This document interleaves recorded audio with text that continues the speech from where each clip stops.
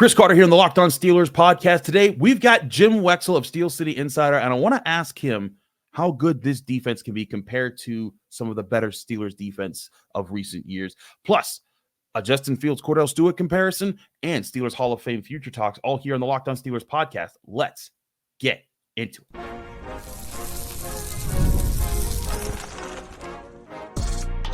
You are Locked On Steelers, your daily Pittsburgh Steelers podcast. Part of the Locked On Podcast Network, your team every day.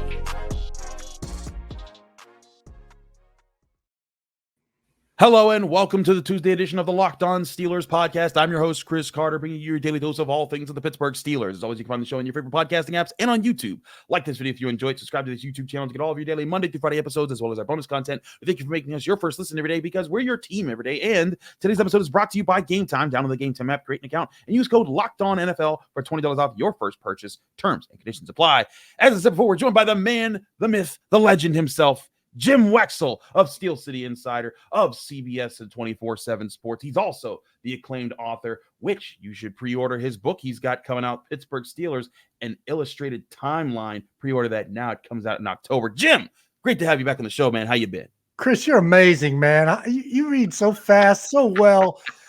I'm not sure I understood it all, but man, it was poetry.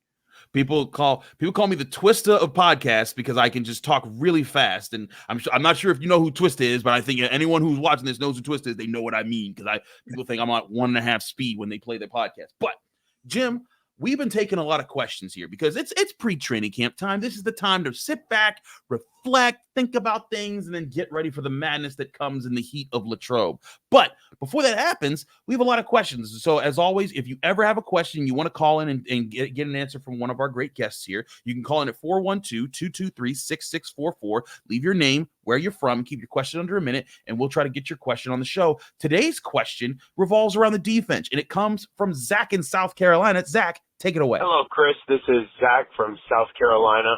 I'm calling because I'm curious if you think that with what the Steelers have done in the offseason to bolster their secondary, if you think that it'll allow Minkah Fitzpatrick to return to their free safety position that he has always thrived in, you have mentioned in the past.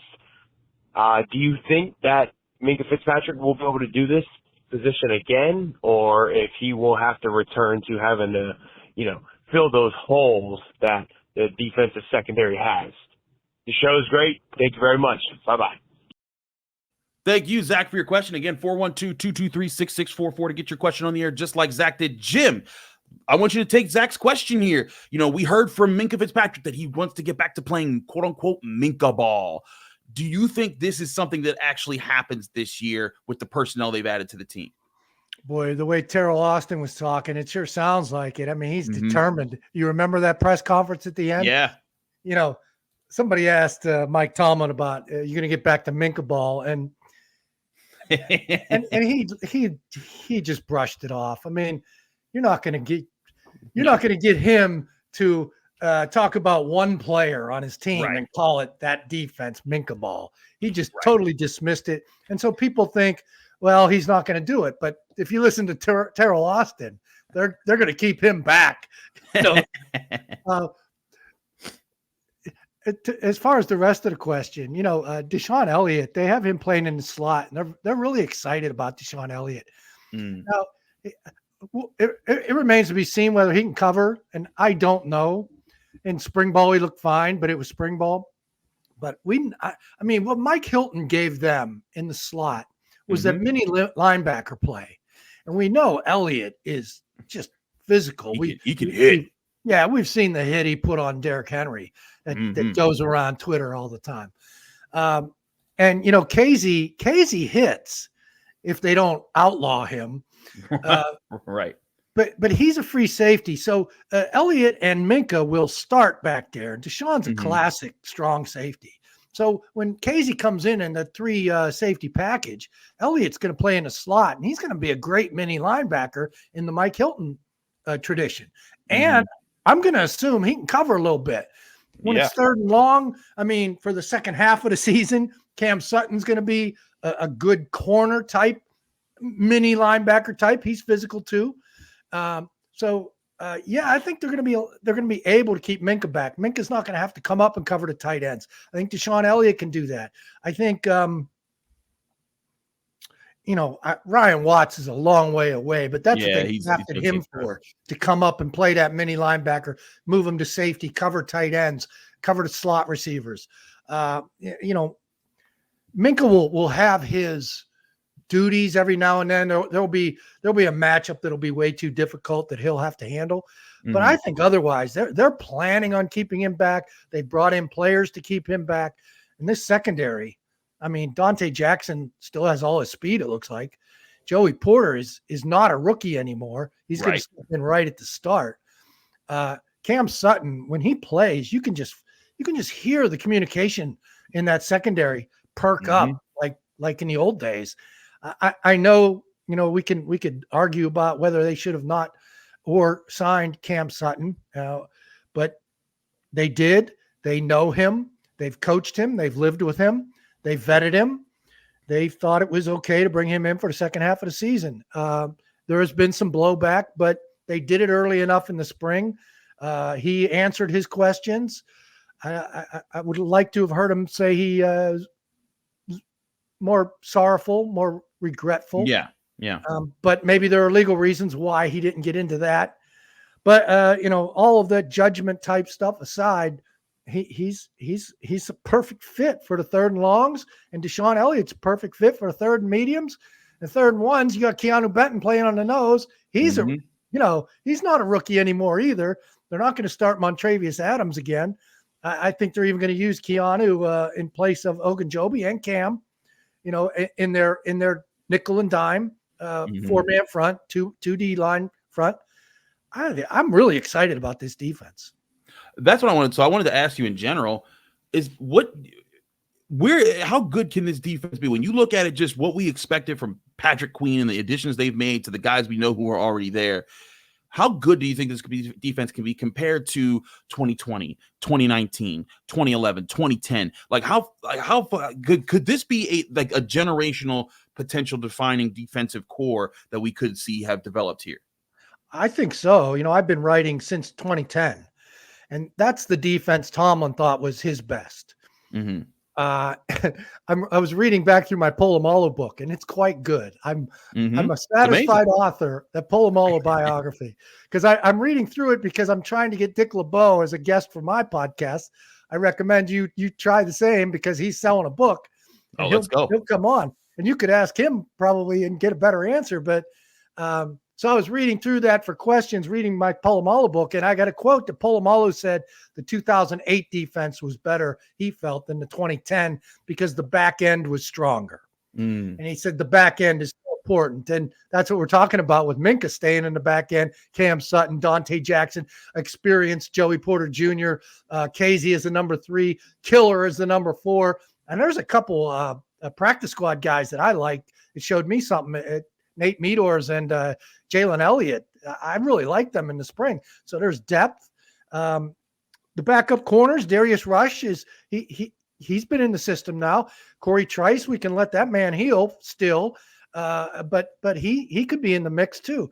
There's depth, and so the back end, to quote Troy from why 2008 was better than 2010. I think Tomlin just says 2010 because Harrison was on a rampage, and they were on a rampage. They were changing rules. He was knocking people out every game. And so that was a really physical defense. But now they fortified the inside linebacker position. Cole Holcomb's a guy that you can even wait till midway in the point of the season to bring him back because you have Peyton Wilson. And Landon Roberts showed me so much last year as a leader, as an enthusiasm guy. And Mark Robinson's the same kind of guy. You know how much that team loves Mark Robinson. I don't think the fans know that. They just see him as some raw guy that we in the media keep promoting as he's ready. But the team loves him because of his enthusiasm. So he's your backup run stuffer. Peyton Wilson's your backup to Queen in pass coverage. Cole Holcomb's the man in the waiting. Very interesting. There's depth. Outside linebacker, they need a number 4. But Nick Herbig is not I not do a the same thing. Hey, that draft class last year was fantastic, especially for the defense. And I think this new draft class is going to be fantastic for the offense. But we can get to the offense later. But I'm really excited about this defense. Up front, there's some concerns with Cam being 35 and Ogunjobi being 30.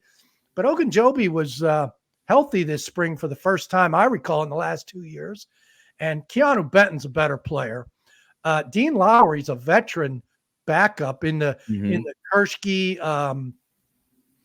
those guys back in the last Super Bowl era. I know what you mean. Nick Eason, Travis Kershke. They had those guys that could come in and number 4 pitchers that give you a lot of innings. There's also, Leal, Loudermilk, Adams. These are 3 guys that have played, started games for them, are now deep backups. So while we worry about Cam Hayward and perhaps Ogunjobi, Benton's stepping up. Benton could be their number 1 within soon. And they have a lot of depth on that defensive line. So I think the only part that's missing, Cam Sutton for a little bit. Meanwhile, we could talk about his potential replacements. But half of that will go to DeShawn Elliott anyway. And the other part missing is Marcus Golden, number 4 outside linebacker. Yeah, so they're missing a number 4 outside linebacker. I think. Plus, TJ is going to be on a rampage, getting disrespected last year by Myles Garrett and that idiotic vote by the national media, Defensive Player of the Year. I think TJ is going to be on a rampage this year too. So I think so too. I think he's and high. When you don't need to motivate TJ Watt any more than he has, and they have. And so now and Highsmith's better. I think there's a lot of reasons why. Highsmith's going into his 5th year. Yeah, I mean, he's coming into his prime now. Whatever you think of him, we're going to see the best of Alex Highsmith in the next year, 2, 3. Absolutely. I want to talk to you more about other questions here. We'll get to them next on the Locked On Steelers podcast, including a question comparing Justin Fields to a former Steelers quarterback. We'll get that question here next on the Locked On Steelers podcast. But first, remind you, this show is sponsored by BetterHelp Therapy Online. Do you ever get caught up comparing yourself to other people in the lives you see them live online? You ever feel caught up in the social media and think someone else's life looks so perfect compared to yours? Well, chances are they're probably not. And the best way to live your life is to focus on the things that you want that are right in front of you. But how do you block all that noise out and focus on yourself? That's where therapy can be a great tool to help you get there. Sometimes it just takes a professional to help you refocus on what matters most. If you're thinking of starting therapy, give BetterHelp Therapy a try. BetterHelp knows that life can be busy and stressful, so it's designed to be suitable to your schedule. Just all you have to do is fill out a brief questionnaire. You'll get matched with a licensed therapist who works around your schedule. And then after that, you can switch therapists at any time for no additional charge. Learn to make time for what makes you happy with BetterHelp. Visit BetterHelp.com/lockedon to get 10% off your first month. That's BetterHelp, HELP.com/lockedon.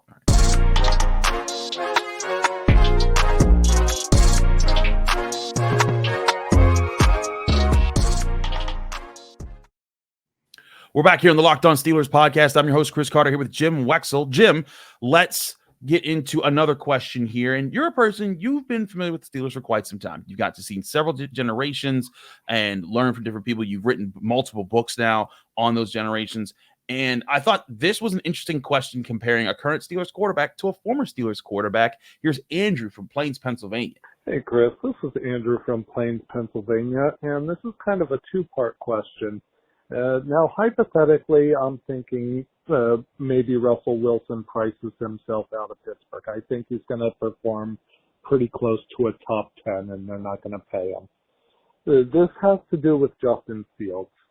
Do you think that he might look like the old Kordell Stewart, and maybe that is the kind of quarterback that might actually work on this team? And do you think that he's the kind of quarterback that if he doesn't have a chance to play this year, that they offer some kind of contract with a lot of incentives involved, similar to the Jordan Love? Love to know what you think. I love the show. Keep doing what you're doing. Thank you, Andrew, for your question. Appreciate anyone who calls in, 412-223-6644. Leave your name, your question, where you're from, and keep your question under a minute.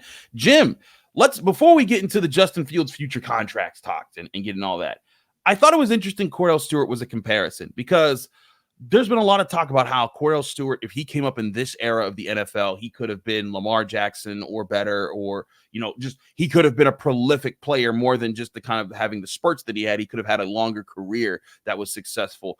In your opinion, you think back to how Kordell Stewart was, you look at what you see in the potential of Justin Fields. Are there comparisons there, or are we just comparing two guys that are fast that can throw the ball pretty far? Yeah. It's difficult because Kordell, even with the Bears, and even at Ohio State, Justin got better coaching to be a passer. And I think it shows. Now, I see some erraticism every now and then. I see really bad throws to wide open safeties in the spring. But, man, also some beautiful, precise out patterns, timed perfectly. I don't know that I saw Kordell time it up as perfectly. Now, I haven't studied Justin as far as reading defenses, and that was kind of Cordell's fault, but not fault. Let's say his negative. And I think the fault was with the coaching staff, also because Kordell wanted to play early. Get me on the field. Hey, I'll do this running back / thing early in his career. And so he got into that. And then he got his chance to quarterback. And then they started going through a series of different coordinators. And he never really got back to the quarterbacking schooling that he needed, that he didn't get at Colorado. I think they ran a lot of wishbone at Colorado, to tell you the truth. I don't think they did any of that at Ohio State. So while Kordell could have been a better passer, I don't think he got the coaching. And then late in his career, he had a couple bad games. The New England 2001 AFC Championship game, he threw 3 picks, and it was a special teams debacle that game. Yeah, and it wasn't his fault, but he did throw 3 picks, and that was after his MVP season. He was a team MVP. That was his best season. So that end of the season kind of soured him in Cowher's eyes again. And then Tommy Maddox had such a great spring. And then every chance he got, he was lighting it up with 3 very good receivers, Hines, Plexico, and Antoine Randall. So they were making Maddox look really good. And Cowher had lost patience. So Kordell got jobbed in the beginning of his career and at the end of his career. So I don't know that he had the full chance. I think Fields is going to get that full chance. And I kind of cringe when people start talking about him being a package guy this year. I don't know that Mike Tomlin wants to do that and regenerate. I know he wasn't part of the Kordell Stewart years, but Mike's not the kind of guy that he wants to treat a quarterback like a quarterback. It's same as any other position. He wants to give that man respect and teach him right. I think Justin needs some reconstruction on his mechanics. So once they start that and they start really teaching him with the new offensive coordinator, quarterbacking, professional quarterbacking, they're not going to want to teach him to run packages like slash stuff on 3rd and short, Taysom Hill or whatever. So I don't see that developing. And I think Fields has a chance to improve on the more precise passing skills that he has than Kordell Stewart had. So I think Justin Fields has a chance to become a polished NFL passer still. I still think Lamar Jackson can be a polished NFL passer. I see Lamar Jackson as being a much better passer than Kordell was too. So, I agree with that. Yeah. So I can see Fields, if they're patient and if they don't push this package stuff, I can see him coming in and maybe scrambling. They're going to give him his time, but it's Russell Wilson's job. And if you want to talk about the money, we can get into that. I have a theory about contracts.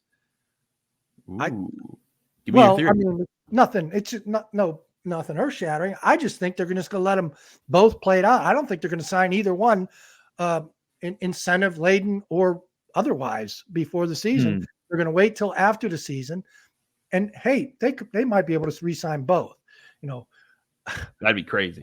When I say how much money does Russell Wilson need, people come at me. But Russell Wilson strikes me as a guy that if he finds a home and a rebirth in the NFL after all the negative talk he's been hearing the last couple of years, I think he's going to want to stay here. And Fields, if he starts making progress with this offensive coordinator, he's going to, I think he's going to appreciate Mike Tomlin. Either one of them could stay, possibly both, but either one could stay if they see there's a future with this team, even if the contract negotiations don't begin until next March. I just think right now it's not wise because you really don't know what you have. So are you going to wait for the preseason? What if Fields has a perfect passer rating in preseason?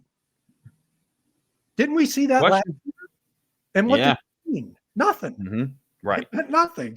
So I don't think, Mike Tomlin likes to say, I don't blow in the wind. And I love that in a coach. And I might have been the only guy on the planet who thought Mitch Trubisky deserved 3 games last year through that dreadful 3-game losing streak to Arizona and New England and that. He came in as an injury replacement in the first, had 4 days to prepare for a Thursday night game, so he didn't really get to prepare. So Tomlin gave him the full 10 days to get ready for the third game, to give him his full chance before he blew in the wind. Yeah. I like a strong coach like that who's resolute. Even if he's wrong, give this guy his full chance. And that's what he's going to do to Russell Wilson. He's not going to blow in the wind. I hate to break it to the national media that keeps thinking this is an actual competition. This is Russell Wilson's job, and he's going to keep it for a long time until we all see that it's obvious that Fields is better, if that ever happens. No, I agree. I've had that point maintained for a while as far as this is Russell Wilson's job, unless either he's hurt, he's really bad, and Justin Fields is really good. And then there's a lot of factors that have to play into that. But like you said, and I brought this up on yesterday's show, is listen, I think it actually could work out in Justin Fields' favor because I think he needs to shake off the funk of whatever happened in Chicago. I think he needs to rework on things. I think it's a great thing he has Tom Arth to help him do that because I think Tom Arth can help him work through that. And guess what? This year, while he's doing that, there's no pressure on him to figure it out right away and have to, be on top of, challenging every opponent every week and needing to do all that. He can focus on himself. And so that when it's time for him to show up and make things happen, he'll be a lot more prepared than I think than he's ever had a chance to be in the NFL because he's been starting since day one in Chicago, and that was not a place that was really helpful to anybody. So I think there's potential for him to fix things and for him to do that. And like you said, the Steelers aren't pressed to figure this out right now. They'll go to the end of the season. They'll see how good were things with Russell Wilson. How good does Justin Fields look like? And I think there could be an incentive-laden contract maybe for Justin Fields because of his age. And it could be like, hey, if you stick around, this could be a thing here. But again, it all depends on how good is if Russell Wilson gives the Steelers 26 touchdowns and 8 interceptions like he did for the Broncos last year, and it's the Steelers with the improved running game and the defense that we're talking about, that team's making the playoffs and might even win a couple games in the playoffs. Is that could be a very dangerous team.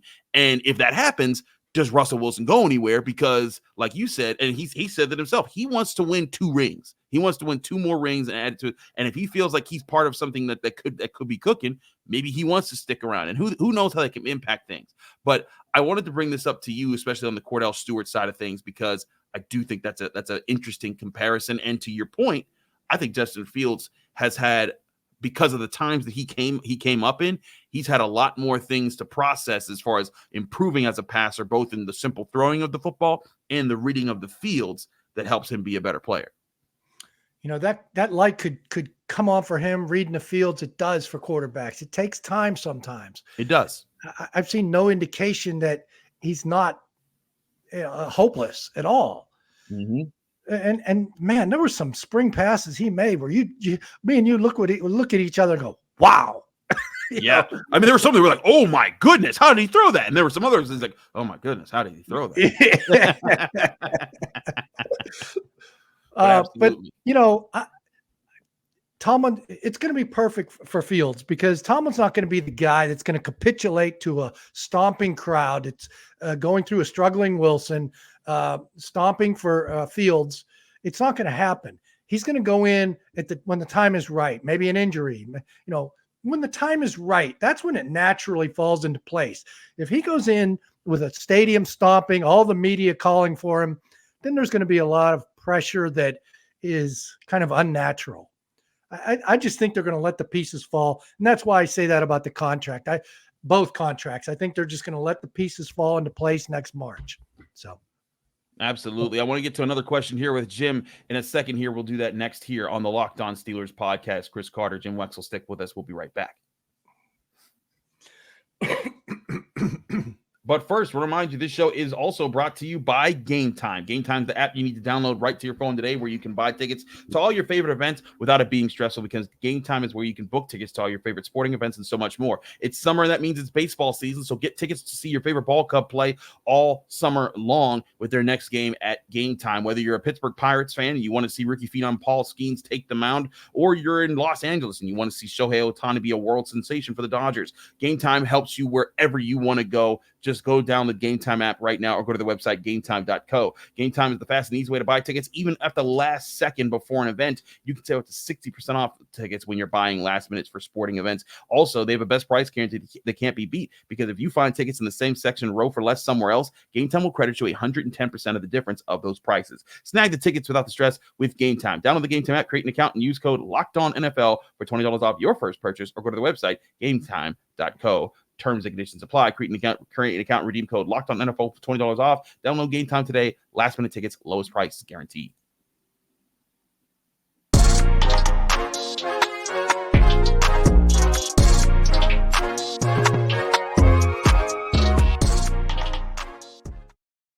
We're back here on the Locked On Steelers podcast. Chris Carter here with Jim Wexell of Steel City Insider. Jim, I'm going to go to another question here, and this is one of those we can always see it coming questions in July, just as far as like, okay, training camp's around the corner, but what's also around the corner? The Hall of Fame game. And whereas we know the classes is this year, there's always a question about the next Steelers that could be coming down the line. So here's Scott from Los Angeles asking about that.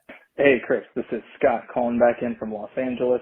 Thanks for doing the show. The doldrums of summer, keeping us informed and entertained when there's barely any football news going on. Appreciate it. Figured I'd give you a question to talk about when maybe you're really searching for something to talk about, or maybe closer to Hall of Fame time. I'm curious for your thoughts on who the next Steeler to be elected to the Pro Football Hall of Fame may be. I know there's a lot of popular folks, people who've been semifinalists or finalists like Hines Ward, James Harrison. So I'm curious for your thoughts on who's next, and also someone that you think is maybe not eligible, who fans pretty much consistently call for. Thanks for taking my question. Looking forward to hearing your thoughts.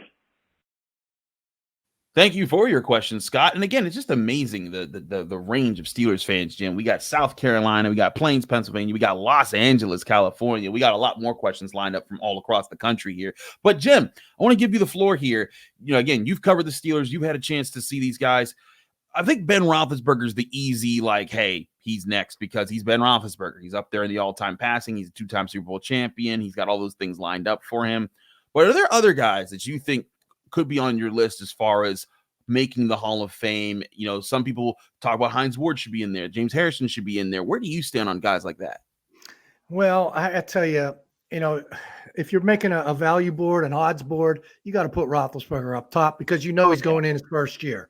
Yes. So the only question would be, will Hines Ward sneak in before that?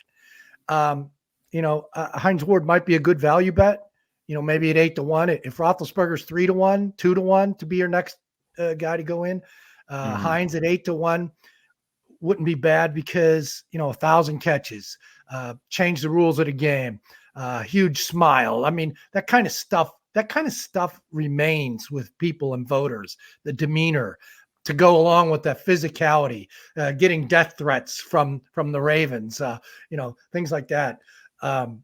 And the way he's always reacted to it. I remember Bart Scott said on his radio show, I told Hines Ward I'm going to kill him. And I asked Hines about that. And I said, what'd you say to him? And Hines said, I told him to get in line. Yeah.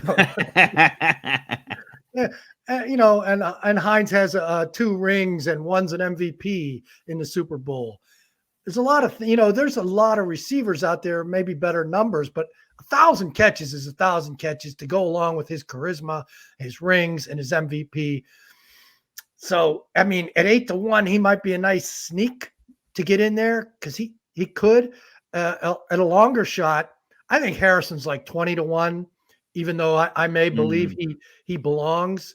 He just didn't play enough years. I don't know if he compiled enough sacks.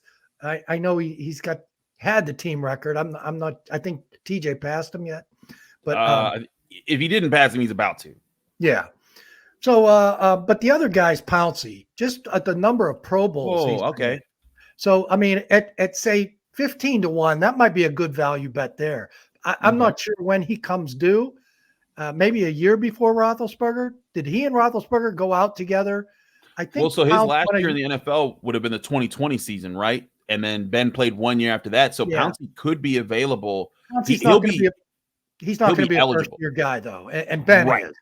Right. So, yeah, maybe Pouncey's not a good bet even at 15-1. But Hines could sneak in ahead of Ben. He could. But I don't see LC Greenwood.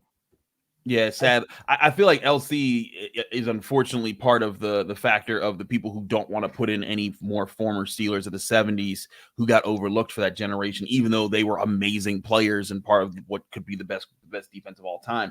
I think it's interesting with guys like Harrison and Ward. Ward, to me, like growing up, like he was the wide receiver I identified with because he was tough. He was great. He defined Pittsburgh football, being a tough wide receiver in an era of diva wide receivers where a lot of people were just really fast, really talented, had the best hands, could jump the highest. Terrell Owens, Randy Moss, all these guys were like that. And I think that's the one thing that's against him is that's the class he's up against, is that he doesn't rank ahead of them to a lot of the voters. But to your point, he has a lot of historic moments. He was a defining player of his era, and that could work for him. I also wonder if a guy like James Harrison, like, yes, whereas he played in the NFL for many years, he wasn't a bona fide superstar for as many years as some other guys. But this is a guy who was Defensive Player of the Year, who was All-Pro, and has one of the greatest plays in the history of the game in the pick six in the Super Bowl.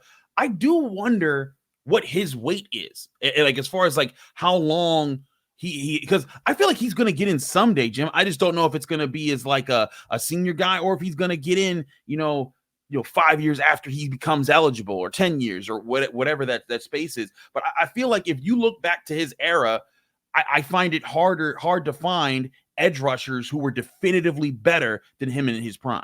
I know. He just didn't get that chance at the beginning of his career. Right. And bounced around a little bit at the end. I think he maximized it at the end. He got squeezed everything out of himself he could. That Super Bowl play was the greatest play in NFL history. I'm sorry. I couldn't get Art Rooney to agree to that, but Aaron Smith at the last Hall of Honors, I asked both because Harrison got in too. Aaron Smith said flat out, it's the greatest play I ever saw. Art Rooney wouldn't. Some of those guys refuse to get off the Immaculate Reception, and with good reason. But a 100-yard return and the way it happened and what it meant and the gravity of the whole situation, greatest play in my mind. Another guy I forgot to mention is Antonio Brown. Yeah. Does he get in with all of his? James Harrison won't be voted in for his disposition to take something from Greg Lloyd, his T-shirt. But linebackers, that's okay. I don't know. I don't know about Antonio, and his disposition. I don't know how much it'll hurt him. Boy, his numbers are something else. And when would he be eligible? So let's look real quick to see when was his official last game. Because I think that's 2021 was his last season, right? So same year as Ben, actually.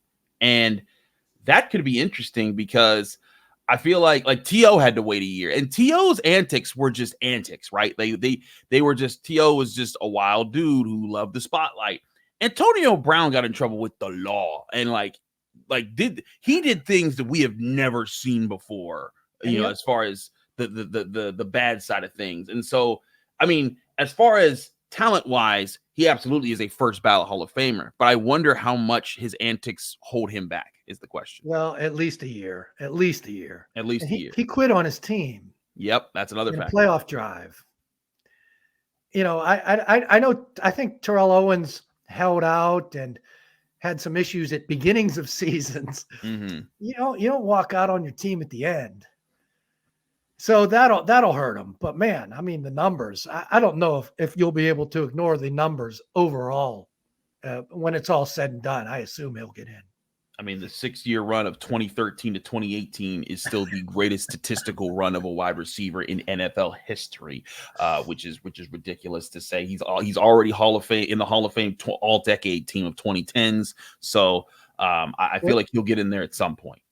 It was 2010, wasn't it, when he made the big catch on his helmet when he was a rookie? When he was a rookie in the playoffs, 3rd and 19. Crazy 3rd and 19. Moment. That beat the Ravens. That was a tie ball game late.